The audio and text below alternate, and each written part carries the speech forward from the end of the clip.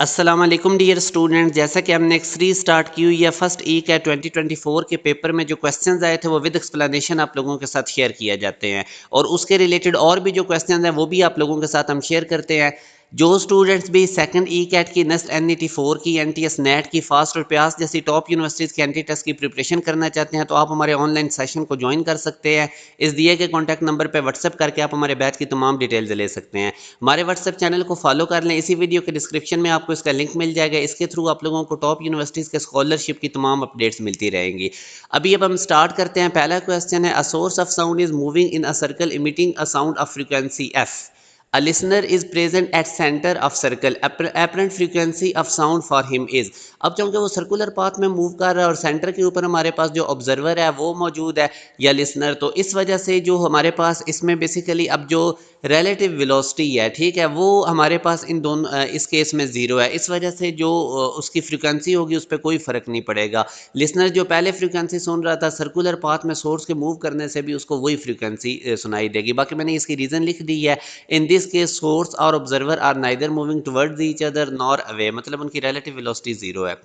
अच्छा, अब next question है जिसमें वो कहता है apparent frequency of a note when a listener move towards a stationary source with velocity of 40 metre पर second is 200 hertz. When he moves away from the same source with the same speed, the apparent frequency of the same note is 160 Hz. The velocity of sound in air is। अब basically दो cases हैं। पहले case में अगर आप लोग देखें, पहले तो ओरिजिनल फ्रीक्वेंसी आप एफ नॉट कंसिडर कर लें।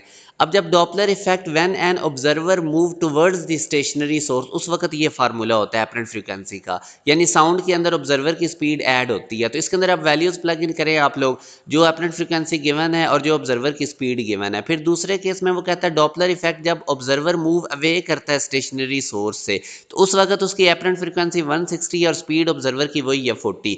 अब आप ये जो दो इक्वेशंस बनी है 1 और 2, इनको डिवाइड करें और यहाँ से आप इसको सिंप्लीफाइड करके साउंड की स्पीड निकाल लेनी है। तो ये इंपॉर्टेंट टाइप का एमसीक्यूज है। इसी तरह का एक और एमसीक्यूज भी मैंने आपकी प्रैक्टिस के लिए दे दिया है। इसमें भी बिल्कुल ये पिछले क्वेश्चन की तरह, when the source move towards a listener apparent frequency 200 hertz है, when source moves away by the apparent frequency is 16 hertz, if the speed of source is 40 meter per second then the speed of sound। तो बिल्कुल वही question है। आप लोगों ने ये दोनों फार्मूलाज मैंने लिख दिए हैं, वैल्यूज प्लग इन करके डिवाइड करके आंसर निकाल लेना है, ठीक है। तो ये आप लोगों के पास आंसर 360 मीटर पर सेकंड आएगा। अब एक और क्वेश्चन है, a source wave emits waves of frequency F. If v is the speed of sound wave then what will be the wavelength of the wave. तो ये तो बिल्कुल सिंपल है। v इक्वल होता है ना एफ लैम्डा, यहाँ से लैम्डा निकाल लें v बाई एफ, जो कि हमारे पास अल्फा ऑप्शन है।